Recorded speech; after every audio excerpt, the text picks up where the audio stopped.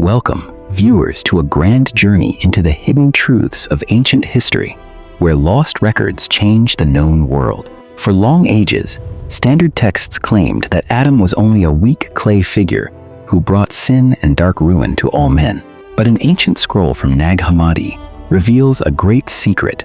The first man was far more powerful than his God. Before his dying breath, Adam called his holy son, Seth, to pass down this secret cosmic truth through an engraved stone. Prepare to look inside the hidden box of the Gnostics and see what the first man clearly saw before the fall. In the dry, sand-swept desert of Egypt, a local peasant uncovered an old clay jar filled with lost leather books. Among these ancient pages lay a hidden text buried deep for centuries, known as the secret Apocalypse of Adam. According to these old Coptic records, a completely different story of creation was kept safe from the public eyes. For nearly 2,000 years, this dark truth remained completely silent, untouched by modern hands or scholars. Why did early authorities fear this manuscript so deeply that they sought to burn it out of history entirely? To understand this mystery, we must look closely at the mysterious figure of Seth, the third son of the first human family. Gnostic groups viewed Seth not just as a normal child, but as the supreme guardian of a divine, celestial knowledge. He was chosen to inherit a special seed of light, a spark of pure intelligence that came directly from above. While regular accounts focus on Cain and Abel, the secret lineage of Seth holds the key to mankind's cosmic origin. This forgotten parchment acts as a strategic tactical map, guiding human souls out of an artificial material prison. If this forbidden scroll contains the absolute truth, how does it reshape everything we believe about our divine nature? Scholars note that early Gnostic scribes worked in deep shadow, risking their lives to preserve every sacred word. They hid their code inside heavy jars, hoping that a future generation would find the light and awaken from sleep. Every single line inscribed on this dark papyrus challenges the foundations of Orthodox doctrines built over centuries. It paints a vivid picture of a universe ruled by lesser beings who want to keep humanity blind and completely submissive. The text forces us to ask whether the God of the physical world is truly the ultimate source of light. As we look deep into the sand, the mechanical lines of history begin to shift, revealing a hidden cosmic war. This is not a fable for children, but a heavy philosophical chronicle written by ancient men who refused to bow down. They guarded the secret of the primordial seed, ensuring that the flame of Gnosis would survive the test of time. Now, let us travel back to the very beginning, to the quiet desert cave where a dying father speaks to his son. The standard book of Genesis teaches that man was formed from dust, weak and dependent on his master's commands. It tells of a shameful fall, a fruit forbidden, and an angry curse that condemned all generations to eternal toil. But the Gnostic Codex reveals a massive twist, showing that the Garden of Eden was a cage of ignorance. In a cold, dark sandstone cave east of Eden, an ancient patriarch prepares to take his final breath on earth. At 930 years old, Adam sits emaciated, his physical body broken by centuries of heavy labor.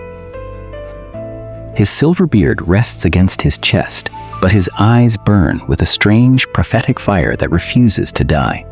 Beside him stands young Seth, holding a flat sedimentary stone tablet, ready to record his father's final words. Adam speaks in a heavy, raspy whisper, telling a story that completely contradicts the legends told by the world. He tells his son that the creator God, known in these secret texts as Sakla, is not the supreme ruler. Sakla is a blind and arrogant entity, a lesser architect who mistakenly believes he is the only God in existence. According to the old text, when Adam and Eve were first brought to life, they possessed a magnificent, pure spirit. They walked with absolute confidence, glowing with a divine illumination that far outshone the rulers of this realm. Their knowledge was vast and unbound. reaching into the highest realms of the incorruptible universe of pure light. This inner power filled the lesser creators with intense terror, realizing their own creations were superior to them. The expulsion from the garden was not a punishment for a sin, but a desperate move to strip man of his power. If you were in Adam's place, would you choose comfortable ignorance or a painful, forbidden truth? Share your voice below. Seth listens in absolute silence, his heart racing as he chisels these heavy, dangerous concepts into stone. He realizes that his family line carries a heavy burden, a secret flame that must be hidden from the rulers. The dying father warns his son that the material world is designed to make humanity forget its divine origin. To show him the truth, Adam takes Seth's mind back through time, opening a vision of the primordial dawn. In the vision, the pristine Garden of Eden appears not as trees and dirt, but as a realm of geometric energy.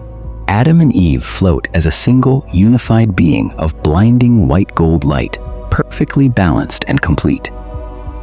Their skin is a translucent masterpiece of cosmic force, reflecting the eternal light of the great eons above. They did not know hunger, fear, or physical desire, for their souls were fed by the true, unnameable source. High above this luminous display, the monstrous form of Sakla watches from his dark, volcanic throne of obsidian. With the savage head of a roaring lion and the massive body of a writhing serpent, he boils with intense fury. His veins pulse with hot, crimson magma as he plots to destroy the magnificent glory of the first human spirits. Sakla calls upon his dark rulers, the Archons, to unleash a cruel psychological strike against the humans. In his terrifying anger, he tears the unified spiritual body of humanity apart, separating it into two genders. The primordial white gold shell shatters like glass, throwing Adam and Eve into deep, painful spiritual agony. By dividing them into male and female, Sakla successfully broke their direct connection to the higher realm. They woke up in dense, heavy physical bodies of clay, suddenly plagued by earthly desires, fear, and deep confusion. The great knowledge they once shared was lost, scattered into the winds of the newly created material matrix. Yet, the ancient text records that Sakla could not completely erase the divine spark hidden deep within their flesh.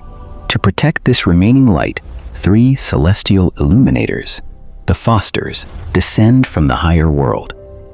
They appear as towering silhouettes of pure, blinding energy, cutting through the dense smoke of the Archons. These divine messengers awaken Adam from his deep sleep of ignorance, planting the seed of Gnosis into his heart. Returning to the cave, the dying Adam reveals a chilling prophecy about the future destruction of the human race. He warns Seth that the angry creator will try to wash away the holy seed of knowledge through a massive flood. This first judgment of rain and water will submerge the earth, but angels will save a remnant of the true line. Next, a terrible storm of fire and sulfur will rain down from heaven to burn the corrupt kingdoms of the world.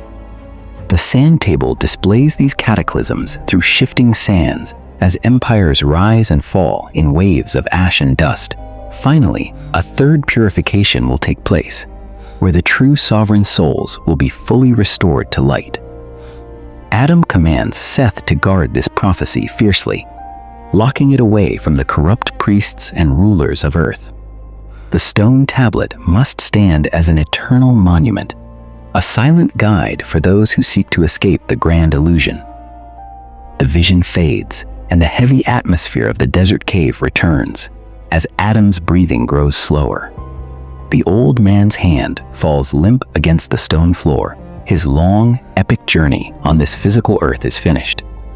Seth weeps for his father, but his jaw remains tightly clenched as he takes up his primitive iron chisel once more.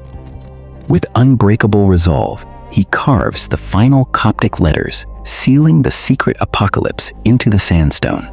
As the centuries march forward on the tactical map, The scene shifts to the massive stone councils of the Church. By the 4th century, Imperial forces began to standardize the Holy Scriptures to build a unified empire. Anything that questioned the Creator or taught an inner divine power was labeled as dangerous heresy. Monolithic shadows of authorities ordered the complete destruction of all alternative Gnostic scrolls. Libraries burned, and anyone holding these forbidden records was hunted down by the growing Imperial machine. The beautiful concept of an internal divine spark was replaced by a system of guilt and absolute obedience. Humanity was taught to view itself as fundamentally broken, requiring institutional power for salvation.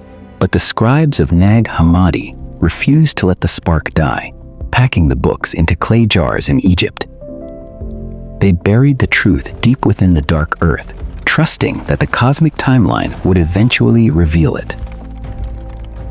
The tactical diorama displays the jar remaining safe through wars, crusades, and the rise and fall of nations. When the jars were opened in 1945, the first man's forbidden warning echoed across the modern world. It reminds us that our true essence cannot be trapped by physical walls or controlled by artificial doctrines. The secret of the seed of Seth lives on, waiting for those who dare to question the very structure of reality. As we close this lost chapter of ancient history, a deep question remains about the core nature of our soul. Was Adam's split a punishment for a sin or an act of fear by a blind God? Leave your thoughts down below.